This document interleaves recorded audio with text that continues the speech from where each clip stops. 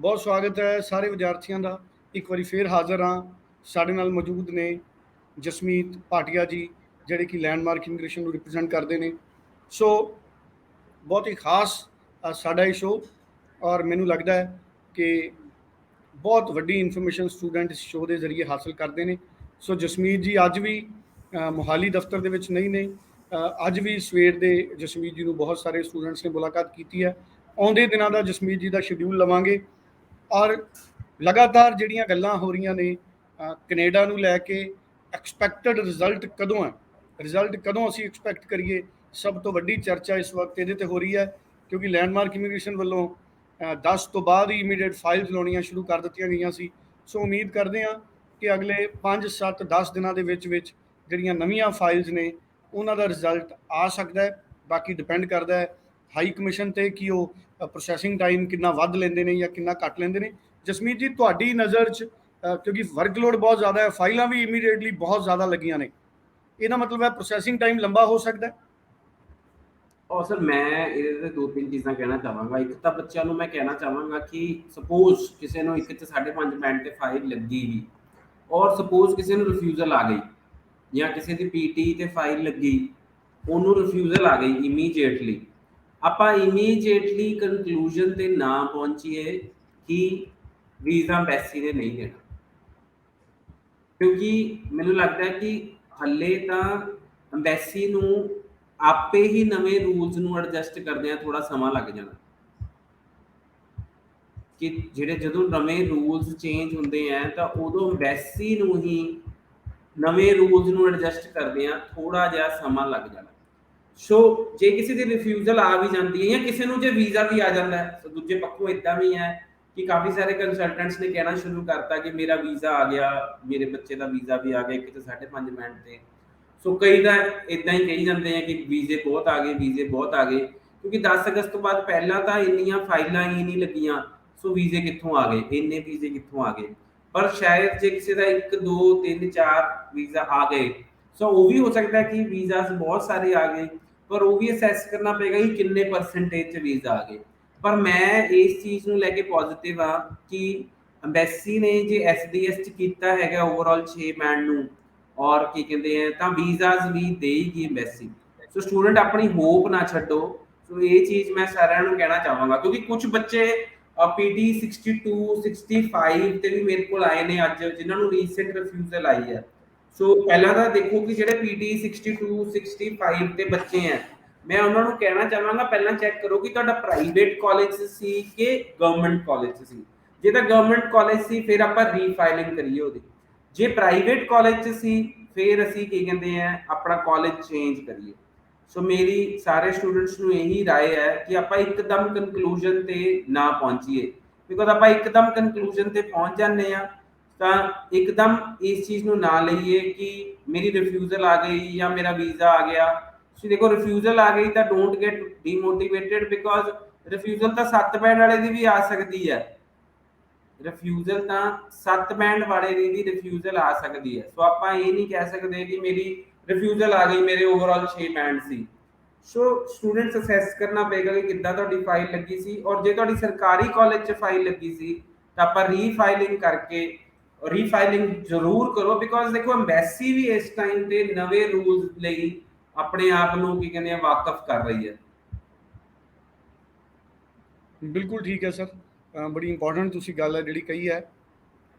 ਸੋ ਬਾਕੀ ਦੇਖੋ, ਅਗਰ ਕੈਨੇਡਾ ਨੇ ਇੰਨਾ ਵੱਡਾ ਸਟੈਪ ਲਿਆ ਤੇ ਰਿਜ਼ਲਟ ਤਾਂ ਆਉਣਗੇ, ਕਿੰਨੇ ਪੋਜ਼ਿਟਿਵ ਆਉਣਗੇ, ਕਿੰਨੇ ਨੈਗੇਟਿਵ ਆਉਣਗੇ, ਕਿੰਨਿਆਂ ਨੂੰ ਰਿਫਿਊਜ਼ਲ ਆਉਣਗੀਆਂ, ਇਹ ਵਕਤ ਦੱਸੂਗਾ। ਪਰ ਜਸਮੀਤ ਜੀ, ਮੈਨੂੰ ਇਹ ਲੱਗਦਾ ਹੈ ਕਿ ਰਿਫਿਊਜ਼ਲ ਵੀ ਬਹੁਤ ਜ਼ਿਆਦਾ ਆਉਣਗੇ। ਹਾਲਾਂਕਿ ਤੁਹਾਨੂੰ ਇਹ ਲੱਗਦਾ ਹੈ ਕਿ ਹਜੇ ਅਸੀਂ ਇੰਤਜ਼ਾਰ ਕਰੀਏ।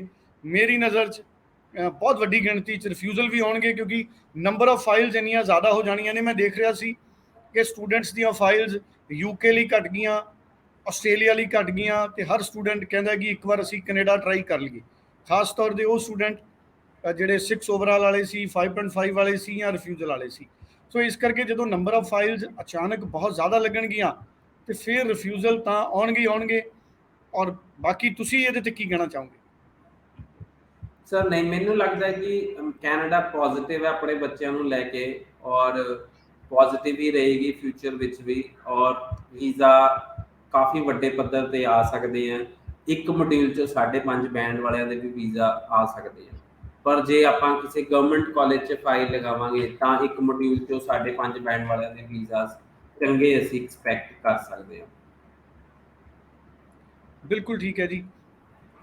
ਸੋ ਬੜੀ ਮਹੱਤਵਪੂਰਨ ਤੇ ਇੰਪੋਰਟੈਂਟ ਡਿਸਕਸ਼ਨ ਜਸਮੀਤ ਭਾਟੀਆ ਜੀ ਦੇ ਨਾਲ ਰਹਿੰਦੀ ਹੈ। ਜਸਮੀਤ ਭਾਟੀਆ ਜੀ ਲਗਾਤਾਰ ਸਾਨੂੰ ਲੇਟੈਸਟ ਅਪਡੇਟਸ ਤੋਂ ਵਾਕਫ ਕਰਾਉਂਦੇ ਨੇ। ਜਸਮੀਤ ਜੀ, ਪੀਟੀ 60 ਓਵਰਆਲ ਤੇ ਕਿੰਨੇ ਕੁ ਸਰਕਾਰੀ ਕਾਲਜਾਂ ਦੇ ਐਪਲੀਕੇਸ਼ਨ ਮਿਲ ਰਹੇ ਨੇ, ਆਫਰ ਲੈਟਰ ਮਿਲ ਰਹੇ ਨੇ? ਸੋ ਦੇਖੋ 15 ਤੋਂ ਵੱਧ ਕਾਲਜ ਇਦਾਂ ਦੇ ਹੈਗੇ ਆ ਜਿਹੜੇ ਪੀਟੀ 60 ਤੇ ਆਫਰ ਲੈਟਰਸ ਦੇ ਰਹੇ ਨੇ। ਸੋ ਪੀਟੀ ਦੇ ਆਲਮੋਸਟ ਸਾਰੇ ਹੀ ਕਾਲਜਸ ਆਫਰ ਲੈਟਰ ਦੇਣਾ ਸ਼ੁਰੂ ਕਰਤਾ ਹੈ ਪੀਟੀ ਵਾਲਿਆਂ ਨੂੰ। ਬਟ ਜਿਹੜੇ ਕੀ ਕਹਿੰਦੇ ਆ ਹਲੇ ਇੱਕ ਮੋਡਿਊਲ ਚੋਂ 5.5 ਬੈਂਡ ਵਾਲੇ ਕਾਲਜਸ ਨਹੀਂ ਹੈਗੇ ਆ ਜ਼ਿਆਦਾ ਜਿਨ੍ਹਾਂ ਨੇ ਆਫਰ ਲੈਟਰ ਦੇਣੀ ਸ਼ੁਰੂ ਕੀਤੇ। ਸੋ ਸਟੂਡੈਂਟਸ ਮੇਰੀ ਇਹੀ ਸਾਰਿਆਂ ਨੂੰ ਰਹੇਗਾ ਕਿ ਕਾਫੀ ਸਾਰੇ ਬੱਚੇ, ਅੱਜ ਵੀ ਮੈਂ 2 ਬੱਚੇ ਇਦਾਂ ਦੇ ਮਿਲੇ ਆ ਜਿਨ੍ਹਾਂ ਨੇ ਕੀ ਕਹਿੰਦੇ ਆ ਪੀਟੀ ਕੀਤੀ ਸੀ ਔਰ ਚੰਗਾ ਸਕੋਰ ਸੀ ਪਰ ਰਿਫਿਊਜ਼ਲ ਆ ਗਈ। ਸੋ ਮੈਂ ਕਹਿਣਾ ਚਾਹਾਂਗਾ ਕਿ ਰਾਈਟ ਟਾਈਮ ਨਹੀਂ ਹੈਗਾ ਕਿ ਆਪਾਂ ਇੱਕਦਮ ਡਿਸੀਜਨ ਲਈਏ। ਬਿਲਕੁਲ ਠੀਕ ਹੈ। Slow and study decision students ਨੂੰ ਲੈਣ ਦੀ ਲੋੜ ਹੈ। ਸੋ ਬਾਕੀ ਪੀਟੀ ਦੇ ਉੱਤੇ ਵੀ ਆਫਰ ਲੈਟਰਸ ਅਵੇਲੇਬਲ ਰਹਿਣਗੀਆਂ। ਅਗਰ ਪੀਟੀ ਦੇ ਉੱਤੇ ਚੰਗੀਆਂ ਆਫਰ ਲੈਟਰਸ ਮਿਲਦੀਆਂ ਨੇ ਤੇ ਫਿਰ ਇਹ ਵੀ ਇੱਕ ਪੋਜ਼ਿਟਿਵ ਸਾਈਨ ਹੈ ਜਿਨ੍ਹਾਂ ਸਟੂਡੈਂਟਸ ਦੇ ਪੀਟੀ ਓਵਰਆਲ 60 ਨੇ। ਜਸਮੀਤ ਜੀ, ਮੈਨੂੰ ਇਹ ਦੱਸਿਓ, ਉਂਝ ਤਾਂ ਤੁਹਾਡੇ ਰਿਜ਼ਲਟ ਨੇ ਸਟੂਡੈਂਟਸ ਦੇ 56, 57, 58 ਤੇ ਵੀ ਆਏ ਨੇ ਪੀਟੀ ਵਾਲਿਆਂ ਦੇ। ਹੁਣ ਜਿਨ੍ਹਾਂ ਦੇ ਪੀਟੀ ਦੇ 60 ਤੋਂ ਘੱਟ ਨੇ, ਕਿ ਉਹ ਸਟੂਡੈਂਟ ਫਾਈਲਾਂ ਨਾ ਲੌਂਚ ਕਰਨ ਪੀਟੀ? ਸੀ ਦੇਖੋ ਜਿਨ੍ਹਾਂ ਦੇ 60 ਤੋਂ ਘੱਟ ਹੈ, ਕਾਲਜ ਦੀ ਰਿਕੁਆਇਰਮੈਂਟ ਜੇ 55 ਹੈ ਤਾਂ ਦੇ ਵਾਂਟ ਟੂ ਅਪਲਾਈ, ਜੇ ਉਹਨਾਂ ਦੀ ਪਰਸੈਂਟੇਜ ਚੰਗੀ ਹੈ ਤਾਂ ਬਿਲਕੁਲ ਅਪਲਾਈ ਕਰ ਸਕਦੇ ਆ। ਬਟ ਕੀ ਕਹਿੰਦੇ ਆ, ਜੇ ਤੁਸੀਂ ਕਹੋ ਕਿ ਪਰਸੈਂਟੇਜ ਵੀ ਬਹੁਤ ਬੁਰੀ ਹੈ ਔਰ ਪੀਟੀ ਸਕੋਰ ਵੀ 60 ਤੋਂ ਘੱਟ ਹੈ, ਫਿਰ ਨਾ ਉਹ ਅਪਲਾਈ ਕਰਨ।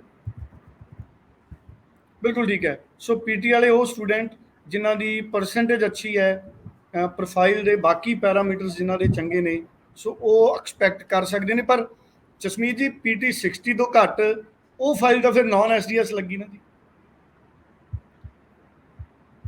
ਸੀ ਦੇਖੋ ਜਿਹੜੇ 60 ਤੋਂ ਘੱਟ ਹੈ ਉਹ ਤਾਂ ਨਾਨ ਐਸਡੀਐਸ ਲੱਗੇਗੀ ਫਾਈਲ। ਬਿਲਕੁਲ ਠੀਕ ਹੈ। ਚਲੋ, ਨਾਨ ਐਸਡੀਐਸ ਦੇ ਵਿੱਚ ਜਿਹੜੇ ਸਟੂਡੈਂਟ ਨੇ ਜਿਨ੍ਹਾਂ ਦੀ ਪੀਟੀ 60 ਤੋਂ ਘੱਟ ਹੈ, ਨਾਨ ਐਸਡੀਐਸ ਦੇ ਵਿੱਚ ਉਹ ਟਰਾਈ ਜ਼ਰੂਰ ਕਰ ਸਕਦੇ ਨੇ। ਸੋ ਹੋ ਸਕਦਾ ਉਹਨਾਂ ਨੂੰ ਵੀ ਚੰਗਾ ਰਿਜ਼ਲਟ ਮਿਲੇ। ਪ੍ਰੋਫਾਈਲ 'ਚ ਕਿਹੜੀਆਂ ਚੀਜ਼ਾਂ ਚੰਗੀਆਂ ਹੋਣ ਜਸਮੀਤ ਜੀ? ਕਿਹੜੀਆਂ ਚੀਜ਼ਾਂ ਦਾ ਇਨਫਲੂਐਂਸ ਵੀਜ਼ਾ ਅਫਸਰ ਤੇ ਪੈਂਦਾ ਹੈ? ਸੋ ਦੇਖੋ ਅੱਜ ਦੀ ਡੇਟ 'ਚ ਤਾਂ ਸਭ ਤੋਂ ਇੰਪੋਰਟੈਂਟ ਹੈ ਇੰਗਲਿਸ਼। ਦੇਖੋ ਜਿਹੜਾ ਸਭ ਤੋਂ ਇੰਪੋਰਟੈਂਟ ਹੈ ਇੰਗਲਿਸ਼ ਦਾ ਸਕੋਰ। ਦੂਜਾ ਇੰਪੋਰਟੈਂਟ ਹੈ ਐਕੈਡੈਮਿਕ ਸਕੋਰ, ਪਰਸੈਂਟੇਜ ਬਹੁਤ ਜ਼ਿਆਦਾ ਵੱਡਾ ਰੋਲ ਪਲੇ ਕਰੇਗੀ ਕਿ ਤੁਹਾਡੀ ਕਿੰਨੀ ਪਰਸੈਂਟੇਜ ਹੈਗੀ ਹੈ। ਸੈਕੰਡਲੀ ਸਭ ਤੋਂ ਇੰਪੋਰਟੈਂਟ ਰਹੇਗਾ ਕਿ ਤੁਸੀਂ ਕਿਹੜਾ ਕੋਰਸ ਲਿਆ। So course will also play a very important role. ਸਭ ਤੋਂ ਇੰਪੋਰਟੈਂਟ ਅੱਜ ਦੀ ਡੇਟ 'ਚ ਆਪਾਂ ਕਹਿੰਦੇ ਹਾਂ ਕਿ ਯਾਰ ਲੋਕੇਸ਼ਨ ਕੀ ਕਹਿੰਦੇ ਆ, ਸਾਨੂੰ ਲੋਕੇਸ਼ਨ ਦੇ ਦਿਓ, ਪਰ ਲੋਕੇਸ਼ਨ ਤੇ ਵੀ ਜਾ ਕੇ ਜੇ ਆਪਾਂ ਚੰਗੀ ਤਰ੍ਹਾਂ ਕੋਰਸ ਨਹੀਂ ਖਤਮ ਕੀਤਾ ਜਾਂ ਕੋਰਸ ਚੰਗਾ ਨਹੀਂ ਲਿਆ ਤਾਂ ਵੀ ਆਪਣੀ ਪੀਆਰ ਨਹੀਂ ਹੋਣੀ। ਸੋ ਸਭ ਤੋਂ ਜ਼ਿਆਦਾ ਤਾਂ ਲੋਕੇਸ਼ਨ ਰੋਲ ਪਲੇ ਕਰਦੀ ਹੈ, ਬਟ ਕੋਰਸ ਵੀ ਇੱਕ ਬਹੁਤ ਵੱਡਾ ਰੋਲ ਪਲੇ ਕਰੇਗਾ ਜਦੋਂ ਤੁਸੀਂ ਆਪਣਾ ਕੀ ਕਹਿੰਦੇ ਆ ਕੈਨੇਡਾ ਦਾ ਸਟੂਡੈਂਟ ਵੀਜ਼ਾ ਅਪਲਾਈ ਕਰਨਾ। ਫਿਰ ਮੈਂ ਕਹਾਂਗਾ ਲੋਕੇਸ਼ਨ ਇੱਕ ਅੱਛਾ ਰੋਲ, ਵੱਡਾ ਰੋਲ, ਇੰਪੋਰਟੈਂਟ ਰੋਲ ਪਲੇ ਕਰੇਗੀ when we are applying for Canadian visa. ਫਿਰ ਤੁਸੀਂ ਆਪਣੀ ਫਾਈਲ ਕਿੱਦਾਂ ਪੁੱਟ ਅਪ ਕਰਦੇ ਹੋ, ਇਹ ਵੀ ਬਹੁਤ ਇੰਪੋਰਟੈਂਟਲੀ ਰੋਲ ਪਲੇ ਕਰੇਗਾ ਕਿ ਆਪਾਂ ਆਪਣੀ ਫਾਈਲ ਕਿੱਦਾਂ ਪੁੱਟ ਅਪ ਕੀਤੀ ਹੈ। ਬਿਲਕੁਲ ਠੀਕ ਹੈ ਜੀ। ਇਹ ਵੀ ਬੜੀਆਂ ਇੰਪੋਰਟੈਂਟ ਗੱਲਾਂ ਨੇ ਸਾਨੂੰ ਜਸਮੀਤ ਜੀ ਨੇ ਸ਼ੇਅਰ ਕੀਤੀਆਂ ਨੇ ਕਿ ਕਿਹੜੀਆਂ ਚੀਜ਼ਾਂ ਨੇ ਜਿਨ੍ਹਾਂ ਦਾ ਅਸਰ ਪੈਣਾ ਹੈ। ਤੁਸੀਂ ਫਾਈਲ ਕਿਵੇਂ ਪੁੱਟ ਅਪ ਕਰਦੇ ਹੋ, ਇਹ ਬਹੁਤ ਆਪਣੇ ਆਪ ਦੇ ਵਿੱਚ ਇੱਕ ਵੱਡਾ ਇਸ਼ੂ ਹੈ। ਔਰ ਫਾਈਲ ਤੁਸੀਂ ਕਿਸ ਨਜ਼ਰੀਏ ਦੇ ਨਾਲ ਪੁੱਟ ਅਪ ਕਰਦੇ ਹੋ, ਤੁਹਾਡਾ ਐਸਓਪੀ ਦੇ ਵਿੱਚ ਕਿਹੜੀਆਂ ਚੀਜ਼ਾਂ ਮੈਂਸ਼ਨਡ ਨੇ, ਤੁਹਾਡੇ ਕੋਰਸ ਦੀ ਰੈਲੇਵੈਂਸੀ, ਤੁਹਾਡਾ ਪ੍ਰੋਵਿੰਸ। ਸੋ ਇਹ ਬਹੁਤ ਸਾਰੇ ਫੈਕਟਰ ਨੇ ਜਿਹੜੇ ਅੱਜ ਕੈਨੇਡਾ ਦੇ ਸਟੱਡੀ ਵੀਜ਼ਾ ਨੂੰ ਇਨਫਲੂਐਂਸ ਕਰ ਰਹੇ ਨੇ, ਕਿਉਂਕਿ ਇੱਕੋਦਮ ਰੂਲ ਬਦਲੇ ਨੇ। ਇਸ ਕਰਕੇ ਅਸੀਂ ਉਮੀਦ ਕਰਦੇ ਹਾਂ ਕਿ ਅਗਲੇ ਕੁਝ ਦਿਨਾਂ 'ਚ ਅਗਰ ਮੰਨ ਲਿਆ ਜਾਵੇ ਕਿ 15 ਤਰੀਕ ਤੋਂ ਫਾਈਲਾਂ ਲੱਗਣੀਆਂ ਸ਼ੁਰੂ ਹੋਈਆਂ, ਤੇ ਮੈਨੂੰ ਲੱਗਦਾ ਜਸਮੀਤ ਜੀ ਪੂਰਾ ਟ੍ਰੈਂਡ ਅੰਡਰਸਟੈਂਡ ਕਰਨ ਲਈ ਘੱਟੋ ਘੱਟ 1 ਮਹੀਨਾ ਸਾਨੂੰ ਓਬਜ਼ਰਵ ਕਰਨਾ ਪੈਣਾ ਹੈ। ਤੁਹਾਡਾ ਆਈਡੀਆ ਕੀ ਹੈ ਕਿ ਅਸੀਂ ਐਗਜ਼ੈਕਟ ਟ੍ਰੈਂਡ ਕੈਨੇਡਾ ਦੇ ਨਵੇਂ ਰੂਲ ਦਾ ਕਿੰਨੀ ਦੇਰ ਚ ਆਬਜ਼ਰਵ ਕਰਾਂਗੇ? ਸੋ ਪਹਿਲਾਂ ਮੈਂ ਇੱਕ ਚੀਜ਼ ਸਾਰੇ ਸਟੂਡੈਂਟਸ ਨੂੰ ਕਹਿ ਦਾਂ ਕਿ ਮੈਂ ਇਹ ਰੂਲ ਆਊਟ ਨਹੀਂ ਕਰਦਾ ਕਿ ਇੱਕ 'ਚ 5.5 ਤੇ ਵੀਜ਼ਾ ਨਹੀਂ ਆਉਣਗੇ, ਇੱਕ 'ਚ ਓਕੇ, 5.5 ਆਉਣਗੇ। ਵੀਜ਼ਾ ਆਉਣਗੇ, ਬਿਲਕੁਲ। ਸੋ ਇਹ ਮੈਂ ਬਿਲਕੁਲ ਰੂਲ ਆਊਟ ਨਹੀਂ ਕਰਦਾ ਕਿ ਇੱਕ 'ਚ 5.5 ਤੇ ਵੀਜ਼ਾ ਨਹੀਂ ਆਉਣਗੇ। ਦੂਜੀ ਚੀਜ਼ ਮੈਂ ਇਹ ਵੀ ਕਹਿਣਾ ਚਾਹੁੰਦਾ ਸਟੂਡੈਂਟਸ ਨੂੰ ਕਿ ਕੀ ਕਹਿੰਦੇ ਆ ਕਿ ਜਿਹੜੇ ਆਪਾਂ ਜੇ ਟ੍ਰੈਂਡ ਦੀ ਗੱਲ ਕਰੀਏ ਤਾਂ 30 ਸਤੰਬਰ ਤੱਕ ਸਾਨੂੰ ਅਸੈਸਮੈਂਟ ਕਰਨ ਦਾ ਪੂਰਾ ਪਤਾ ਪੂਰਾ ਟਾਈਮ ਲੱਗੇਗਾ ਲੱਗੇ। ਕਿ ਤੁਹਾਨੂੰ ਕਿ ਕਿੰਨੇ ਪਰਸੈਂਟੇਜ ਇੱਕ 'ਚ 5.5 ਤੇ ਵੀਜ਼ਾ ਆ ਰਹੇ ਨੇ ਔਰ ਕਿੰਨੇ ਪਰਸੈਂਟ ਵੀਜ਼ਾ 6 ਈਚ ਤੇ ਆ ਰਹੇ ਨੇ ਔਰ ਫਿਊਚਰ ਕਿੱਦਾਂ ਦਾ ਹੈਗਾ। ਸੋ ਬਹੁਤ ਹੀ ਇੰਪੋਰਟੈਂਟ ਗੱਲ ਜਸਮੀਤ ਜੀ ਨੇ ਕਹੀ ਹੈ, ਘੱਟੋ ਘੱਟ 30 ਸਤੰਬਰ ਤੱਕ। ਇਹਦਾ ਮਤਲਬ ਹੈ ਕਿ ਸਾਨੂੰ ਹੋਰ ਕੁਝ ਸਮਾਂ ਇਹ ਇੰਤਜ਼ਾਰ ਕਰਨਾ ਪਊਗਾ ਕਿ ਰਿਜ਼ਲਟਸ ਦਾ ਟ੍ਰੈਂਡ ਕੀ ਹੈ ਸਾਡੇ ਨਵੇਂ ਐਸਡੀਐਸ ਰੂਲਸ ਦੇ ਵਿੱਚ। ਔਰ ਇਹ ਵੀ ਜਸਮੀਤ ਜੀ ਨੇ ਇੱਕ ਬੜੀ ਇੰਪੋਰਟੈਂਟ ਗੱਲ ਕਹੀ, ਇਹਦੇ ਨਾਲ ਮੇਰਾ ਵੀ ਹੌਸਲਾ ਬਹੁਤ ਵਧਿਆ। ਜਸਮੀਤ ਜੀ ਹੋਪਫੁਲ ਨੇ ਕਿ 5.5 ਦੇ ਨਾਲ ਵੀ ਵੀਜ਼ਾ ਆਉਣਗੇ। ਸੋ ਅਗਰ 5.5 ਦੇ ਨਾਲ ਕੈਨੇਡੀਅਨ ਇਮੀਗ੍ਰੇਸ਼ਨ ਸਟੂਡੈਂਟਸ ਨੂੰ ਰਿਜ਼ਲਟ ਦਿੰਦੀ ਹੈ, ਸੋ ਮੈਨੂੰ ਲੱਗਦਾ ਹੈ ਬਹੁਤ ਹੀ ਇੱਕ ਆਰਗੇਨਾਈਜ਼ਡ ਮੂਵ ਹੋਏਗੀ ਔਰ ਸਾਡੇ ਇੰਡੀਅਨ ਸਟੂਡੈਂਟਸ ਦੇ ਲਈ ਬਹੁਤ ਵੱਡੀ ਖੁਸ਼ਖਬਰੀ ਹੋਏਗੀ। ਹਾਲਾਂਕਿ ਐਸਡੀਐਸ ਕੇਸ ਲੱਗੇ ਨੇ, ਹਾਂ ਇਹ ਸਵਾਲ ਉਸੇ ਤਰ੍ਹਾਂ ਬਰਕਰਾਰ ਹੈ ਕਿ ਸਕਸੈਸ ਰੇਟ ਕਿੰਨਾ ਹੋਏਗਾ, ਕਿਉਂਕਿ ਜਦੋਂ ਕੰਪੀਟੀਸ਼ਨ ਹੈ, ਜਦੋਂ ਫਾਈਲਾਂ ਬਹੁਤ ਜ਼ਿਆਦਾ ਲੱਗੀਆਂ ਹੋਈਆਂ ਨੇ ਤੇ ਫਿਰ। ਪਰ ਜਸਮੀਤ ਜੀ ਇਹ ਵੀ ਇੱਕ ਮੇਰੇ ਦਿਮਾਗ 'ਚ ਸਵਾਲ ਹੈ, ਅਗਰ ਫਾਈਲਾਂ ਹੀ ਜ਼ਿਆਦਾ 5.5 ਵਾਲੀਆਂ ਜਾਣਗੀਆਂ ਫਿਰ ਤਾਂ ਰਿਜ਼ਲਟ ਮਿਲਣਗੇ, ਕਿਉਂਕਿ ਪਹਿਲਾਂ ਹੁੰਦਾ ਸੀ ਕਿ 6 ਸੀਟ ਬਿਨਾ ਫਾਈਲ ਨਹੀਂ ਲਾ ਸਕਦੇ। ਹਰ ਸਟੂਡੈਂਟ ਕੋਸ਼ਿਸ਼ ਕਰਦਾ ਸੀ ਕਿ ਮੈਂ 6 ਸੀਟ ਕਰ ਲਾਂ। ਹੁਣ ਜਦੋਂ 6 ਓਵਰਆਲ 5.5 'ਚ ਫਾਈਲ ਲੱਗਣੀ ਹੈ ਤੇ ਬਹੁਤੇ ਸਟੂਡੈਂਟਸ ਨੇ ਅਟੈਂਪਟ ਨਹੀਂ ਕਰਨਾ ਕਿ ਅਸੀਂ 6 ਸੀਟ ਕਰ ਲਈਏ। ਉਹਨਾਂ ਨੇ ਕਹਿਣਾ 6 ਓਵਰਆਲ 5.5 ਦੇ ਨਾਲ ਹੀ ਅਸੀਂ ਐਸਡੀਐਸ ਲਗਾ ਲਈਏ। ਜਦੋਂ ਫਾਈਲਾਂ ਹੀ 6 ਓਵਰਆਲ ਦੇ 5.5 ਦੀਆਂ ਜ਼ਿਆਦਾ ਲੱਗਣਗੀਆਂ ਫਿਰ ਆਪਸ਼ਨ ਵੀ ਨਹੀਂ ਕੈਨੇਡਾ ਕੋਲੇ ਕੋਈ ਬਚਦੀ। ਨਹੀਂ ਸਰ, ਇਦਾਂ ਦੇ ਜਿਹੜੇ ਸਾਊਥ ਇੰਡੀਆ ਦੇ ਬੱਚੇ ਹੈ ਜਾਂ ਜਿਹੜੇ ਬੰਬੇ ਦੇ ਬੱਚੇ ਹੈ, ਦਿੱਲੀ ਦੇ ਬੱਚੇ ਹੈ, ਜਾਂ ਜਿਹੜੇ ਤੁਸੀਂ ਕਹਿ ਲਓ ਕਿ ਚੰਡੀਗੜ੍ਹ ਦੇ ਵੀ ਜਿਹੜੇ ਕਨਵੈਂਟ ਸਕੂਲਸ ਦੇ ਬੱਚੇ ਹੈ, ਉਹ ਸਰ ਪਹਿਲੇ ਅਟੈਂਪਟ 'ਚ ਹੀ 7 ਬੈਂਡ ਲੈ ਲੈਂਦੇ ਆ। ਸੋ ਤੁਸੀਂ ਕਹੋ ਕਿ ਉਹਨਾਂ ਦੀਆਂ ਫਾਈਲਾਂ ਨਹੀਂ ਘਟਣ ਵਾਲੀਆਂ। ਓਕੇ। ਔਰ ਅੱਜ ਦੀ ਡੇਟ 'ਚ ਜੇ ਅਸੀਂ ਗੱਲ ਕਰੀਏ ਤਾਂ ਬਹੁਤ ਵੱਡੇ ਸ਼ਹਿਰਾਂ ਦੇ ਪੂਨੇ, ਮੁੰਬਈ, ਦਿੱਲੀ, ਬੈਂਗਲੌਰ, ਕੋਚੀ, ਹੈਦਰਾਬਾਦ, ਇੱਥੋਂ ਦੇ ਬੱਚੇ ਜਿਨ੍ਹਾਂ ਦੇ ਆਲਰੇਡੀ ਇੰਗਲਿਸ਼ ਬਹੁਤ ਹਾਈ ਸਕੋਰ ਹੈ, they are also applying to Canada. Even European students are applying to Canada. ਆਪਾਂ ਸਿਰਫ ਆਪਣੇ ਪੰਜਾਬ ਦੇ ਬੱਚਿਆਂ ਦੀ ਗੱਲ ਕਰਦੇ ਹਾਂ, ਬਟ ਜਿਹੜੀ ਐਮਬੈਸੀ 'ਚ ਫਾਈਲਾਂ ਜਾ ਰਹੀਆਂ ਉਹਨਾਂ ਲਈ ਤਾਂ ਜਿਹੜੀ ਇੰਡੀਅਨ ਪਾਸਪੋਰਟ ਦੀ ਫਾਈਲ ਹੈ ਉਹ ਇੰਡੀਅਨ ਪਾਸਪੋਰਟ ਹੀ ਕੰਸੀਡਰ ਹੁੰਦੀ ਹੈ। ਸੋ ਉਹ ਆਪਾਂ ਇਹ ਨਹੀਂ ਕਹਿ ਸਕਦੇ ਕਿ ਆਪਣੇ ਪੰਜਾਬ ਦੇ ਬੱਚੇ, ਔਰ ਆਪਣੇ ਪੰਜਾਬ ਦੇ ਬੱਚੇ ਵੀ ਇਦਾਂ ਦੇ ਹੈਗੇ ਜਿਹੜੇ ਪਹਿਲੇ ਅਟੈਂਪਟ 'ਚ 7-7 ਬੈਂਡ ਲੈ ਜਾਂਦੇ ਆ। ਇਦਾਂ ਦੇ ਆਪਣੇ ਪੰਜਾਬ ਦੇ ਬੱਚੇ ਵੀ ਵਾਵਾ ਹੈ ਜਿਹੜੇ ਪਹਿਲੇ ਅਟੈਂਪਟ 'ਚ ਅੱਛੇ ਪਰਫਾਰਮ ਕਰ ਜਾਂਦੇ ਆ। ਸੋ ਮੈਂ ਕਹਿਣਾ ਚਾਹਾਂਗਾ ਕਿ ਜਿਹੜੇ ਸਿਰਫ ਇੱਕ 'ਚ ਜਿਵੇਂ ਕਿਸੇ ਦੇ 5.5 ਰਹਿ ਗਏ, ਬਿਲਕੁਲ ਤੁਹਾਡੀ ਗੱਲ ਨਾਲ ਸਹਿਮਤ ਹਾਂ ਕਿ ਉਹ ਇੰਪਰੂਵ ਨਹੀਂ ਕਰੇਗਾ। ਪਰ ਆਪਾਂ ਇਹ ਦੇਖਣਾ ਹੈ ਕਿ ਆਪਣਾ ਕੰਪੀਟੀਸ਼ਨ ਤਾਂ ਪੂਰੇ ਇੰਡੀਆ ਦੇ ਨਾਲ ਹੈ। ਔਰ ਜੇ ਸਪੋਜ਼ ਕਿਸੇ ਨੂੰ ਰਿਫਿਊਜ਼ਲ ਆ ਜਾਂਦੀ ਹੈ, ਸਪੋਜ਼ ਇੱਕ 'ਚ 5.5 ਤੇ ਰਿਫਿਊਜ਼ਲ ਆ ਗਈ, ਤਾਂ ਤੁਸੀਂ ਆਪਣਾ ਬੈਂਡ ਸਕੋਰ ਇੰਪਰੂਵ ਕਰਕੇ ਵੀ ਰੀਫਾਈਲਿੰਗ ਕਰ ਸਕਦੇ ਹੋ।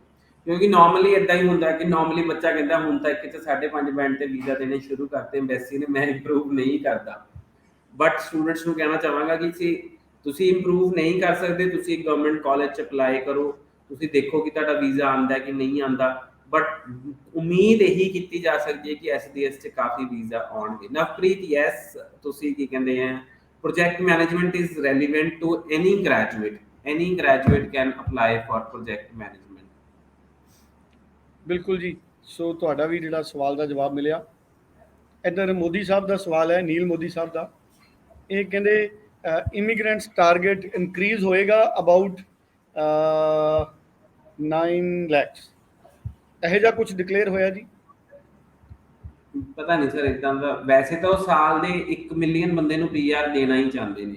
1 ਮਿਲੀਅਨ, 9 ਲੱਖ ਵੀ ਨਹੀਂ, 10 ਲੱਖ ਬੰਦਿਆਂ ਨੂੰ ਪੀਆਰ ਦੇਣਾ ਚਾਹੁੰਦੇ ਨੇ। ਬਟ ਜਿਹੜੇ ਪੀਆਰ ਆਲਰੇਡੀ ਬੱਚੇ ਉੱਥੇ ਹੈਗੇ ਆ ਉਹਨਾਂ 'ਚ ਵੀ ਪੀਆਰ ਲੈਂਦੇ ਆ, ਔਰ ਵਰਲਡ ਓਵਰ ਬੱਚੇ ਕੈਨੇਡਾ ਦੇ ਪੀਆਰ ਲੋਕੀ ਅਪਲਾਈ ਕਰਦੇ ਨੇ। ਸੋ 9 ਲੱਖ ਦੀ ਗੱਲ ਕਰੀਏ ਤਾਂ ਸਟੂਡੈਂਟ ਵੀਜ਼ਾ ਆਲਰੇਡੀ ਇਸ ਸਾਲ ਕੈਨੇਡਾ 8 ਲੱਖ ਬੱਚਿਆਂ ਨੂੰ ਦੇ ਚੁੱਕਿਆ ਹੈ। 8 ਲੱਖ ਬੱਚਿਆਂ ਨੂੰ ਆਲਰੇਡੀ ਕੈਨੇਡਾ ਸਟੂਡੈਂਟ ਵੀਜ਼ਾ ਦੇ ਚੁੱਕਿਆ ਹੈ ਇਸ ਈਅਰ 'ਚ, ਯਾਨੀ January to August, not from India, all around the world. So Canada ਦਾ ਜਿਹੜਾ ਵੀਜ਼ਾ ਸਕਸੈਸ ਰੇਟ ਇਸ ਸਾਲ ਦਾ ਰਿਹਾ ਉਹ ਬਹੁਤ ਹਾਈ ਰਿਹਾ। ਸੋ 9 ਲੱਖ ਇੱਕ ਛੋਟਾ ਨੰਬਰ ਦੱਸ ਰਹੇ ਹੋ ਨੀਲ ਮੋਦੀ, ਇਮੀਗ੍ਰੈਂਟਸ ਦੀ ਜੇ ਗੱਲ ਕਰੀਏ that is PR files not students, but ਉਹ ਇੱਕ 9 ਲੱਖ ਨਹੀਂ ਹੈ, ਉਹ 10 ਲੱਖ ਸਾਲ ਦੇ PR ਦੇਣਾ ਚਾਹੁੰਦੇ ਨੇ, but student visa is increasing day by day. So refusal ਤਾਂ ਵੱਧ ਸਕਦੀ ਹੈ, ਜਿਵੇਂ ਤੁਸੀਂ ਸੁਰਿੰਦਰ ਜੀ ਨੇ ਕਿਹਾ ਕਿ ਰਿਫਿਊਜ਼ਲ ਵੱਧ ਸਕਦੀ ਹੈ, ਉਹਦੇ ਨੂੰ ਮੈਂ ਕਾਊਂਟਰ ਇਸ ਦੀ ਕਰਾਂਗਾ ਕਿ ਪੂਲ ਬਹੁਤ ਵੱਡਾ ਹੋ ਜਾਏਗਾ। ਜਦੋਂ ਪੂਲ ਵੱਡਾ ਹੋ ਜਾਏਗਾ ਤਾਂ ਰਿਫਿਊਜ਼ਲ ਜਿਹੜੀ ਹੁਣ ਵੀਜ਼ਾ ਰਿਜ਼ਲਟ ਜਿਹੜਾ ਹੈਗਾ ਉਹ 90% ਦਾ ਚੱਲ ਰਿਹਾ, ਉਹ ਥੋੜਾ ਜਿਹਾ ਡ੍ਰੌਪ ਹੋਏਗਾ ਹੀ ਹੋਏਗਾ van the pool will grow. ਬਿਲਕੁਲ ਠੀਕ ਹੈ ਸਰ। ਸੋ ਬਹੁਤ ਹੀ ਹੈਰਾਨੀਜਨਕ ਸਾਨੂੰ ਕਲੈਰਿਟੀਜ਼ ਜਸਮੀਤ ਜੀ ਹਮੇਸ਼ਾ ਦਿੰਦੇ ਨੇ। ਜਦੋਂ ਵੀ ਜਸਮੀਤ ਜੀ ਸਾਡੇ ਨਾਲ ਇਹਨਾਂ ਲਾਈਵ ਸ਼ੋਜ਼ ਦੇ ਵਿੱਚ ਆਉਂਦੇ ਨੇ, ਔਰ ਬੜੀ ਵੈਲਿਊਏਬਲ ਇਨਫੋਰਮੇਸ਼ਨ ਜਸਮੀਤ ਜੀ ਦੀ ਹਮੇਸ਼ਾ ਹੁੰਦੀ ਹੈ। ਇਸੇ ਕਰਕੇ ਜਿਹੜਾ ਇਹ ਸਾਡਾ ਸ਼ੋਅ ਹੈ, ਇਹਨੂੰ ਕਾਫੀ ਵੱਡੀ ਗਿਣਤੀ ਦੇ ਵਿੱਚ ਸਟੂਡੈਂਟ ਨੇ ਜਿਹੜੇ ਨਾਲ ਜੁੜਦੇ ਨੇ। ਸੋ ਨੀਲ ਜੀ ਵੱਲੋਂ ਥੈਂਕ ਯੂ ਭੇਜਿਆ ਗਿਆ। ਮੈਂ ਤੁਹਾਨੂੰ ਸਕਰੀਨ ਤੇ ਨੀਲ ਜੀ ਦਾ ਥੈਂਕ ਯੂ ਵੀ ਦਿਖਾ ਦਿੰਦਾ। ਸੋ ਕਈ ਵਾਰੀ ਮੇਰੇ ਕੰਟਰੋਲ 'ਚ ਹੁੰਦਾ ਸਟੂਡੈਂਟਸ ਦਾ ਜਿਹੜਾ ਮੈਸੇਜ ਹੈ ਉਹਨੂੰ ਸਕਰੀਨ ਤੇ ਲੈ ਕੇ ਆਉਣਾ, ਤੇ ਉਦੋਂ ਮੈਂ ਜ਼ਰੂਰ ਸਕਰੀਨ ਤੇ ਲੈ ਕੇ ਆਉਣਾ। ਕਈ ਵਾਰੀ ਮੇਰੇ ਕੰਟਰੋਲ 'ਚ ਨਹੀਂ ਹੁੰਦਾ, ਤੇ ਉਦੋਂ ਮੇਰੇ ਲਈ ਸੰਭਵ ਨਹੀਂ ਹੁੰਦਾ। ਜਸਮੀਤ ਜੀ, ਲੈਂਡਮਾਰਕ ਇਮੀਗ੍ਰੇਸ਼ਨ ਹੁਣ ਕਿਹੜੀ ਫਾਈਲ ਲੌਂਚ ਕਰ ਰਿਹਾ SDS ਕੈਟਾਗਰੀ 'ਚ? ਜੇ ਕੋਈ 5.5 ਨੇ, ਇੱਕ ਜੋ ਦੋ overall 60 PTE, overall 60 is under SDS, overall 6 band is under SDS, TOEFL 83 is under SDS।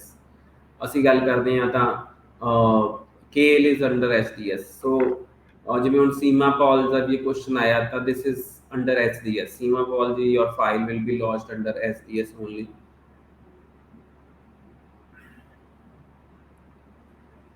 ਬਿਲਕੁਲ ਠੀਕ ਹੈ ਜੀ। ਸੋ ਇਹਨਾਂ ਦਾ ਵੀ ਸਵਾਲ ਜਸਮੀਤ ਜੀ ਨੇ ਲਿਆ ਤੇ ਮੇਰੇ ਸਵਾਲ ਦਾ ਵੀ ਆਨਸਰ ਦਿੱਤਾ। ਜਸਮੀਤ ਜੀ, ਹੁਣ ਜਨਵਰੀ ਇਨਟੇਕ ਦੀ ਤੁਸੀਂ ਡੈਡਲਾਈਨ ਕੀ ਫਿਕਸ ਕੀਤੀ? 6 ਓਵਰਆਲ ਦੇ 5.5 ਨੂੰ। ਜੀ ਦੇਖੋ, ਡੈਡਲਾਈਨ ਜਦ ਤੱਕ ਸੀਟਾਂ ਖੁੱਲੀਆਂ ਅਸੀਂ ਜਨਵਰੀ ਇਨਟੇਕ ਲਈ ਬੱਚੇ ਲੈ ਰਹੇ ਹਾਂ, ਔਰ ਜਿਹੜੀ ਲਾਸਟ ਡੇਟ ਰਹੇਗੀ ਜਨਵਰੀ ਇਨਟੇਕ ਦੀ ਫਾਈਲ ਲੌਂਚ ਕਰਨ ਦੀ ਉਹ ਰਹੇਗੀ 3 ਨਵੰਬਰ। 3 ਨਵੰਬਰ। ਹਾਂਜੀ, ਸੋ 3 ਨਵੰਬਰ ਤੱਕ ਸਟੂਡੈਂਟ ਨੇ ਜਿਹੜੇ ਉਹ ਜਨਵਰੀ ਇਨਟੇਕ ਦੀ ਫਾਈਲ ਲੌਂਚ ਕਰ ਸਕਦੇ ਨੇ। ਸੋ ਹਜੇ ਟਾਈਮ ਹੈ। ਹਜੇ ਸਤੰਬਰ ਜਿਹੜਾ ਕੱਲ ਤੋਂ ਸ਼ੁਰੂ ਹੋਣਾ, ਸਤੰਬਰ, ਅਕਤੂਬਰ, ਨਵੰਬਰ, 3 ਮਹੀਨੇ। 3 ਮਹੀਨਿਆਂ ਦੇ ਵਿੱਚ 1 ਮਹੀਨੇ ਬਾਅਦ ਲਗਭਗ ਅਸੀਂ ਮੰਨੀਏ ਕਿ 30 ਸਤੰਬਰ ਤੱਕ ਸਾਨੂੰ ਇਹ ਵੀ ਕਲੈਰਿਟੀ ਹੋ ਜਾਏਗੀ ਕਿ 6 ਓਵਰਆਲ ਤੇ 5.5 ਦਾ ਟ੍ਰੈਂਡ ਕੀ ਹੈ। ਪਰ ਮੈਨੂੰ ਲੱਗਦਾ ਉਸ ਤੋਂ ਬਾਅਦ ਤਾਂ ਸਾਡੇ ਸਟੂਡੈਂਟਸ ਦੇ ਲਈ ਬਹੁਤ ਆਸਾਨ ਹੋਏਗਾ ਅਕਤੂਬਰ ਦੇ ਮਹੀਨੇ ਦੇ ਵਿੱਚ ਫੈਸਲਾ ਕਰਨਾ ਕਿ ਕੈਨੇਡਾ ਤੋਂ ਵੀਜ਼ੇ ਦਾ ਟ੍ਰੈਂਡ ਕੀ ਹੈ, ਕਿ ਸਾਨੂੰ ਤੁਰੰਤ ਫਾਈਲ ਲਾਉਣੀ ਚਾਹੀਦੀ ਹੈ ਜਨਵਰੀ ਇਨਟੇਕ। ਹਾਂ, ਇਹ ਗੱਲ ਵੱਖਰੀ ਹੈ ਕਿ ਅਕਤੂਬਰ ਤੱਕ ਜਨਵਰੀ ਇਨਟੇਕ ਬਚਿਆ ਕਿੰਨਾ ਕੁ ਹੋਏਗਾ। ਪ੍ਰੈਜ਼ੈਂਟ ਸਿਚੁਏਸ਼ਨ 'ਚ ਜਨਵਰੀ ਇਨਟੇਕ ਕਿੰਨਾ ਕੁ ਹੈ, ਤੇ 1 ਮਹੀਨੇ ਬਾਅਦ ਜਨਵਰੀ ਇਨਟੇਕ ਜਸਮੀਤ ਜੀ ਕਿੱਥੇ ਖੜਾ ਹੋਏਗਾ? ਦੇਖੋ, ਆਲਰੇਡੀ 10-15% ਸੀਟਾਂ ਹੀ ਸਰਕਾਰੀ ਕਾਲਜ 'ਚ ਬਚੀਆਂ। ਸੋ ਸਟੂਡੈਂਟਸ ਜੇ ਗਵਰਨਮੈਂਟ ਕਾਲਜ 'ਚ ਅਪਲਾਈ ਕਰਨਾ ਚਾਹੁੰਦੇ ਹੋ ਤਾਂ ਜਲਦ ਤੋਂ ਜਲਦ ਅਪਲਾਈ ਕਰੋ। ਸੋ 10 ਤੋਂ 15% ਦੇ ਕਰੀਬ ਅਪਰੋਕਸੀਮੇਟ ਸੀਟਸ ਨੇ ਜਿਹੜੀਆਂ ਅਲੱਗ-ਅਲੱਗ ਕਾਲਜਸ ਦੇ ਵਿੱਚ ਇਸ ਵਕਤ ਬਚੀਆਂ ਨੇ। ਸੋ ਇਹ ਵੀ ਬੜਾ ਹੈਰਾਨੀਜਨਕ ਅੰਕੜਾ ਜਸਮੀਤ ਜੀ ਕਿ ਹਜੇ ਅਸੀਂ 31 ਅਗਸਤ 'ਚ ਬੈਠੇ ਹਾਂ ਤੇ ਜਨਵਰੀ ਇਨਟੇਕ ਲਗਭਗ ਸਾਰਾ ਭਰ ਗਿਆ। ਇਹ ਫਿਰ ਬਾਕੀ ਸਟੂਡੈਂਟ ਨੇ ਜਿਹੜੇ ਹੁਣੇ ਤੋਂ ਮਈ ਇਨਟੇਕ 'ਚ ਫੋਕਸ ਕਰਨੀ ਹੈ। ਸਤੰਬਰ ਇਨਟੇਕ ਮੇਰੇ ਕੋਲ ਸਸਕੈਚੁਅਨ ਪੋਲੀਟੈਕਨਿਕ ਦੇ ਰਿਪਰੈਜ਼ੈਂਟੇਟਿਵ ਆਏ ਸੀ ਸਾਡੇ ਚੰਡੀਗੜ੍ਹ ਆਫਿਸ 'ਚ। ਮੈਂ ਸੈਕਟਰ 17 'ਚ ਬੈਠਾ। ਸੋ ਸਸਕੈਚੁਅਨ ਪੋਲੀਟੈਕਨਿਕ ਇੱਕ ਪਬਲਿਕ ਕਾਲਜ ਹੈ। ਸੋ ਇਹਦੇ ਰਿਪਰੈਜ਼ੈਂਟੇਟਿਵ ਆਏ ਸੀ। ਸੋ ਇਹਨਾਂ ਕੋਲੇ ਜਨਵਰੀ ਮਈ ਸਾਰੇ ਖਤਮ ਹੋ ਚੁੱਕੇ ਹਨ ਸਸਕੈਚੁਅਨ ਪੋਲੀਟੈਕਨਿਕ ਕੋਲੇ। ਸੋ ਅੱਛਾ, ਜਨਵਰੀ ਔਰ ਮਈ ਖਤਮ ਹੋ ਗਿਆ। ਹਾਂਜੀ, ਸਤੰਬਰ ਇਨਟੇਕ ਖੋਲਣਗੇ 1 ਅਕਤੂਬਰ ਨੂੰ। ਸਤੰਬਰ ਇਨਟੇਕ ਖੋਲਣਗੇ 1 ਅਕਤੂਬਰ ਨੂੰ, ਔਰ ਉਹਨਾਂ ਦਾ ਐਸਟੀਮੇਟ ਹੈ ਕਿਉਂਕਿ ਸਸਕੈਚੁਅਨ ਇੱਕ ਬਹੁਤ ਹੀ ਵੱਡਾ ਬਹੁਤ ਹਾਈ ਡਿਮਾਂਡ ਤੇ ਹੈਗਾ ਸਸਕੈਚੁਅਨ, ਖਾਸ ਕਰਕੇ ਜਿਹੜਾ ਇਹਨਾਂ ਦਾ ਰਜਾਈਨਾ ਔਰ ਸਸਕਾਟੂਨ ਦਾ ਕੈਂਪਸ ਹੈ। ਸੋ ਰਜਾਈਨਾ ਐਂਡ ਸਸਕਾਟੂਨ ਦਾ ਜਿਹੜਾ ਕੈਂਪਸ ਹੈ that is on very high demand. ਇਹਨਾਂ ਦੇ 4 ਕੈਂਪਸ ਹੈ, ਮੂਜ਼ ਜਾਅ, ਪ੍ਰਿੰਸ ਐਲਬਰਟ, ਰਜਾਈਨਾ ਐਂਡ ਸਸਕਾਟੂਨ। ਸੋ ਇਹ ਸਾਰੇ ਸਟੂਡੈਂਟਸ ਕੀ ਕਹਿੰਦੇ ਆ, ਇਹ ਜਿਵੇਂ ਜਿਨ੍ਹਾਂ ਨੇ ਸਸਕੈਚੁਅਨ ਜਾਣਾ ਹੈ, ਇੱਕੋ ਇੱਕ ਜਿਹੜਾ ਨੰਬਰ 1 ਕਾਲਜ ਹੈਗਾ ਉਹ ਸਸਕੈਚੁਅਨ ਪੋਲੀਟੈਕਨਿਕ ਹੈ ਜਾਂ ਯੂਨੀਵਰਸਿਟੀ ਆਫ ਰਜਾਈਨਾ ਹੈ। ਸੋ ਸਟੂਡੈਂਟਸ ਦੇਖੋ, ਇਹ 4 ਕੈਂਪਸ ਹੈ ਇਹਨਾਂ ਦੇ, ਰਜਾਈਨਾ, ਸਸਕਾਟੂਨ, ਪ੍ਰਿੰਸ ਐਲਬਰਟ ਐਂਡ ਮੂਜ਼ ਜਾਅ। ਸੋ ਜਿਹੜੇ ਪ੍ਰੋਗਰਾਮਸ ਹੈਗੇ ਆ, ਸੋ ਜਿਹੜਾ PR ਪ੍ਰੋਗਰਾਮ ਹੈਗੇ ਆ ਰਜਾਈਨਾ ਦੇ, ਉਹ ਬਹੁਤ ਹੀ ਜ਼ਿਆਦਾ ਅਟਰੈਕਟਿਵ ਹੈ। Saskatchewan immigrant nominee programme, rural and northern immigration pilot programme. So Saskatchewan ਚ ਪੀਆਰ ਲੈਣੀ ਸਭ ਤੋਂ ਵਧੀਆ ਹੈਗੀ ਆ, ਐਂਡ ਲਿਵਿੰਗ ਕਾਸਟ ਅਫੋਰਡੇਬਲ ਹੈ, ਐਂਡ ਸਸਕੈਚੁਅਨ ਬਹੁਤ ਹੀ ਜ਼ਿਆਦਾ ਵਧੀਆ ਪ੍ਰੋਵਿੰਸ ਹੈ in terms of getting PR. So student, ਜੇ ਤੁਸੀਂ ਸਸਕੈਚੁਅਨ ਅਪਲਾਈ ਕਰਨਾ ਚਾਹੁੰਦੇ ਹੋ ਤਾਂ 1 ਅਕਤੂਬਰ ਨੂੰ ਤੁਸੀਂ ਸਪਟੈਂਬਰ ਇਨਟੇਕ ਲਈ ਅਪਲਾਈ ਕਰ ਸਕੋਗੇ। ਜਿਹੜੀ ਐਪਲੀਕੇਸ਼ਨ ਫੀਸ ਹੈ ਉਹ $150 ਹੈ, ਐਂਡ ਸਸਕੈਚੁਅਨ ਪੋਲੀਟੈਕਨਿਕ ਨੂੰ ਲੈਂਡਮਾਰਕ ਇਮੀਗ੍ਰੇਸ਼ਨ ਡਾਇਰੈਕਟਲੀ ਰਿਪਰੈਜ਼ੈਂਟ ਕਰਦਾ। ਸੋ ਕੱਲ ਮੈਂ ਮੌਜੂਦ ਹੋਵਾਂਗਾ ਮੋਹਾਲੀ ਆਫਿਸ 'ਚ, ਐਂਡ ਸੈਟਰਡੇ ਨੂੰ ਮੈਂ ਮੌਜੂਦ ਰਹਾਂਗਾ ਲੁਧਿਆਣੇ ਆਫਿਸ 'ਚ, ਮੰਡੇ ਨੂੰ ਫਿਰ ਮੋਹਾਲੀ, ਐਂਡ ਕੀ ਕਹਿੰਦੇ ਆ ਟਿਊਜ਼ਡੇ ਨੂੰ, ਯਾਨੀ ਕਿ ਟਿਊਜ਼ਡੇ ਨੂੰ ਜਿਹੜੀ ਡੇਟ ਹੈਗੀ ਆ ਉਹ ਹੈਗੀ ਹੈ 5 ਸਤੰਬਰ, ਮੈਂ ਮੌਜੂਦ ਰਹਾਂਗਾ ਜਲੰਧਰ ਆਫਿਸ 'ਚ। ਸੋ ਅੱਜ ਹੱਲੇ ਤੱਕ ਦਾ ਇਹੀ ਪਲਾਨ ਹੈ। ਐਂਡ ਸਟੂਡੈਂਟਸ, ਜੇ ਤੁਸੀਂ ਕੀ ਕਹਿੰਦੇ ਆ ਮੈਨੂੰ ਮਿਲਣਾ ਚਾਹੁੰਦੇ ਹੋ ਤਾਂ ਮੈਨੂੰ ਆ ਕੇ ਮਿਲ ਸਕਦੇ ਹੋ।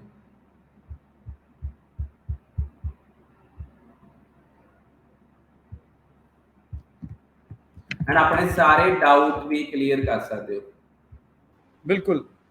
ਬਿਲकुल जी। सो मैं सारे स्टूडेंट्स ਨੂੰ ਹਮੇਸ਼ਾ ਐਡਵਾਈਸ ਕਰਦਾ ਹੁੰਦਾ ਕਿ ਜਸਮੀਤ ਜੀ ਦਾ ਟਾਈਮ ਬੜਾ ਪ੍ਰੀਸ਼ੀਅਸ ਹੈ। ਜਿਸ ਦਿਨ ਜਸਮੀਤ ਜੀ ਸੱਦਾ ਦੇ ਦੇਣ ਕਿ ਮੈਂ ਅਵੇਲੇਬਲ ਹਾਂ, ਫ੍ਰੀ ਹਾਂ ਮਿਲਣ ਦੇ ਲਈ, ਸੋ ਉਦੋਂ ਮੈਨੂੰ ਲੱਗਦਾ ਸਾਰੇ ਸਟੂਡੈਂਟਸ ਨੂੰ ਜਾ ਕੇ ਮਿਲ ਲੈਣਾ ਚਾਹੀਦਾ ਹੈ, ਕਿਉਂਕਿ ਜਸਮੀਤ ਜੀ ਦਾ ਸ਼ਡਿਊਲ ਆਪਣਾ ਬਹੁਤ ਜ਼ਿਆਦਾ ਬਿਜ਼ੀ ਰਹਿੰਦਾ ਹੈ। ਹਾਲਾਂਕਿ ਉਹ ਰੁੱਝੇ ਰਹਿੰਦੇ ਨੇ ਸਟੂਡੈਂਟਸ ਦੇ ਕੰਮਾਂ 'ਚ ਹੀ, ਪਰ ਹੁਣ ਜਿਹੜੇ ਵੀ ਦਿਨ ਸਟੂਡੈਂਟ ਜਸਮੀਤ ਜੀ ਅਵੇਲੇਬਲ ਨੇ, ਸੋ ਪਰਸਨਲੀ ਮਿਲੋ। ਉਹਦੇ ਨਾਲ ਤੁਹਾਡਾ ਮੋਟੀਵੇਸ਼ਨ ਲੈਵਲ ਹੈ ਜਿਹੜਾ ਉਹ ਵੀ ਬਹੁਤ ਜ਼ਿਆਦਾ ਹਾਈ ਰਹਿੰਦਾ। ਮੈਂ ਅਕਸਰ ਦੇਖਦਾ ਕਿ ਕਈ ਸਟੂਡੈਂਟ ਜਸਮੀਤ ਜੀ ਮੈਂ ਦੇਖਦਾ ਕਿ 5-5 ਘੰਟੇ ਵੇਟ ਕਰਦੇ ਨੇ, ਤੇ 5 ਘੰਟੇ ਬਾਅਦ ਜਦੋਂ ਤੁਹਾਨੂੰ ਮਿਲ ਕੇ ਨਿਕਲਦੇ ਨੇ, ਤੇ ਮੈਨੂੰ ਲੱਗਦਾ ਕਿ ਉਹਨਾਂ ਦੀ ਜ਼ਿੰਦਗੀ 'ਚ ਇੱਕ ਪੋਜ਼ਿਟਿਵ ਵੇਵ ਹੈ ਜਿਹੜੀ ਉਹ ਉਸੇ ਟਾਈਮ, ਜਾਂ ਅਸੀਂ ਕਹਿ ਦਈਏ ਕਿ ਪੋਜ਼ਿਟਿਵ ਐਮਿਸ਼ਨਸ ਉਹਨਾਂ ਦੇ ਵਿੱਚੋਂ ਮੈਨੂੰ ਅਮਿਟ ਹੁੰਦੀਆਂ ਨਜ਼ਰ ਆਉਂਦੀਆਂ ਨੇ। ਇਹ ਇੱਕ ਜਿਹੜਾ ਚੰਗਾ ਗਾਈਡ ਹੁੰਦਾ ਉਹਦੀ ਨਿਸ਼ਾਨੀ ਹੁੰਦੀ ਹੈ। ਸੋ ਇਸ ਕਰਕੇ ਸਾਰੇ ਸਟੂਡੈਂਟਸ ਨੂੰ ਜਦੋਂ ਜਸਮੀਤ ਜੀ ਫ੍ਰੀ ਹੋਣ, ਪਰਸਨਲੀ ਮਿਲਣ ਦਾ ਮੌਕਾ ਹੁੰਦਾ, ਤੁਸੀਂ ਸਾਰੇ ਆ ਕੇ ਮਿਲਿਆ ਕਰੋ। ਜਸਮੀਤ ਜੀ, ਮੈਂ 2-3 ਗੱਲਾਂ ਤੁਹਾਡੇ ਤੋਂ ਬਹੁਤ ਹੀ ਇੰਪੋਰਟੈਂਟ ਹੋਰ ਪੁੱਛਣਾ ਚਾਹੁੰਦਾ। ਅੱਜ ਕੱਲ੍ਹ ਪ੍ਰਾਈਵੇਟ ਕਾਲਜ ਦੀ ਗੱਲ ਵੀ ਬਹੁਤ ਜ਼ਿਆਦਾ ਹੋ ਰਹੀ ਹੈ। ਪਾਥਵੇ ਦੇ ਜ਼ਰੀਏ ਕਿ ਤੁਸੀਂ ਪ੍ਰਾਈਵੇਟ ਕਾਲਜ 'ਚ ਐਡਮਿਸ਼ਨ ਲੈ ਲਓ, ਫਿਰ ਪਾਥਵੇ ਦੇ ਜ਼ਰੀਏ ਤੁਸੀਂ ਸਰਕਾਰੀ ਕਾਲਜ ਦੇ ਵਿੱਚ ਬਾਅਦ 'ਚ ਚਲੇ ਜਾਵੇ। ਇਹਦੇ ਉੱਪਰ ਅਗਰ ਤੁਸੀਂ ਥੋੜ੍ਹਾ ਜਿਹਾ ਬਰੀਫ ਕਰੋ ਸਟੂਡੈਂਟਸ ਨੂੰ ਕਿ ਉਹ ਪ੍ਰਾਈਵੇਟ ਕਾਲਜ ਐਡਮਿਸ਼ਨ ਲੈਣ ਜਾਂ ਨਾ ਲੈਣ। ਦੇਖੋ, ਪਹਿਲੀ ਚੀਜ਼ ਤਾਂ ਸਾਰਿਆਂ ਨੂੰ ਪਤਾ ਹੋਣੀ ਚਾਹੀਦੀ ਹੈ ਕਿ ਜਿਹੜਾ ਪ੍ਰਾਈਵੇਟ ਕਾਲਜ ਹੈ ਆਪਾਂ ਨੂੰ ਵਰਕ ਪਰਮਿਟ ਨਹੀਂ ਮਿਲੇਗਾ। ਸੋ ਫਸਟ ਚੀਜ਼ ਤਾਂ ਇਹ ਕਲੀਅਰ ਕਰ ਲਓ। ਦੂਸਰੀ ਚੀਜ਼ ਆ, ਜਿਹੜੇ ਪ੍ਰਾਈਵੇਟ ਕਾਲਜ ਨਾਰਮਲੀ ਸੈਲ ਕੀਤੇ ਜਾਂਦੇ ਮਾਰਕੀਟ 'ਚ, ਉਹ ਇਦਾਂ ਕੀਤੇ ਜਾਂਦੇ ਆ ਕਿ ਉਹ ਕੀ ਕਹਿੰਦੇ ਇੱਕ ਬੰਡਲ ਡੀਲ 'ਚ ਕੀਤੇ ਜਾਂਦੇ ਆ, ਪੈਕੇਜ 'ਚ ਕੀਤੇ ਜਾਂਦੇ ਆ।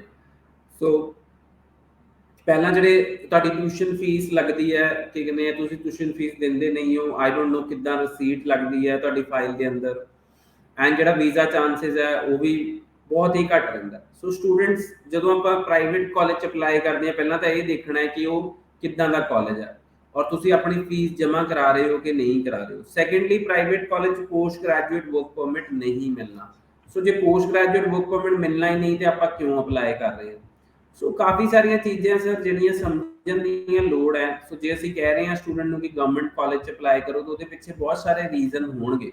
ਸੋ ਸਟੂਡੈਂਟਸ, ਮੇਰੀ ਇਹੀ ਸਾਰਿਆਂ ਨੂੰ ਐਡਵਾਈਸ ਹੈ ਕਿ ਅਸੀਂ ਇੱਕ ਗਵਰਨਮੈਂਟ ਕਾਲਜ 'ਚ ਅਪਲਾਈ ਕਰੀਏ ਜੇ ਅਸੀਂ ਚਾਹੁੰਦੇ ਹਾਂ ਕਿ ਵੀਜ਼ਾ ਸਾਡਾ ਜਿਹੜਾ ਹੈਗਾ ਉਹ ਅੱਛੇ ਚਾਂਸਿਸ ਰਹਿਣ ਵੀਜ਼ਾ ਲੱਗਣ ਦੇ। ਬਿਲਕੁਲ ਜੀ। ਸੋ ਇਹ ਵੀ ਬੜੀ ਇੰਪੋਰਟੈਂਟ ਐਡਵਾਈਸ ਹੈ ਜਿਹੜੀ ਜਸਮੀਤ ਜੀ ਵੱਲੋਂ ਸਾਡੇ ਸਟੂਡੈਂਟਸ ਦੇ ਲਈ ਆਈ ਹੈ। ਸੋ Jasmeet ji, thank you so much. ਸੋ ਕੱਲ ਇੱਕ ਵਾਰੀ ਫਿਰ ਅਸੀਂ ਲਾਈਵ ਹੋਵਾਂਗੇ। ਬਹੁਤ ਹੀ ਇੰਪੋਰਟੈਂਟ ਸੈਸ਼ਨ ਸੀ ਔਰ ਕਾਫੀ ਸਟੂਡੈਂਟਸ ਨੇ ਮੈਨੂੰ ਲੱਗਦਾ ਸਾਡੇ ਸੈਸ਼ਨ ਨੂੰ ਅਟੈਂਡ ਵੀ ਕੀਤਾ ਹੈ। ਤੇ ਮੈਂ ਅਕਸਰ ਸਟੂਡੈਂਟਸ ਨੂੰ ਨਹੀਂ ਕਹਿੰਦਾ ਕਿ ਤੁਸੀਂ ਸ਼ੋਅ ਨੂੰ ਸ਼ੇਅਰ ਕਰੋ, ਪਰ ਅੱਜ ਵੀ ਬੜੀਆਂ ਇੰਪੋਰਟੈਂਟ ਡਿਸਕਸ਼ਨਸ ਹੋਈਆਂ ਨੇ। ਸੋ ਸਾਰੇ ਸਟੂਡੈਂਟਸ ਜ਼ਰੂਰ ਇਸ ਪ੍ਰੋਗਰਾਮ ਨੂੰ ਸ਼ੇਅਰ ਕਰੋ ਤਾਂ ਕਿ ਜ਼ਿਆਦਾ ਤੋਂ ਜ਼ਿਆਦਾ ਸਾਡੇ ਜਿਹੜੇ ਸਟੂਡੈਂਟਸ ਨੇ ਉਹ ਇਸ ਸ਼ੋਅ ਦਾ ਐਕਸੈਸ ਲੈਣ। 90-413 90-412 ਜਦੋਂ ਤੁਹਾਡੇ ਕੋਲੇ ਟਾਈਮ ਲੱਗੇ ਜਸਮੀਤ ਜੀ ਨੂੰ ਅਪਾਇੰਟਮੈਂਟ ਲੈ ਕੇ ਮਿਲੋ। Thank you so much sir, thank you so much. Thank you.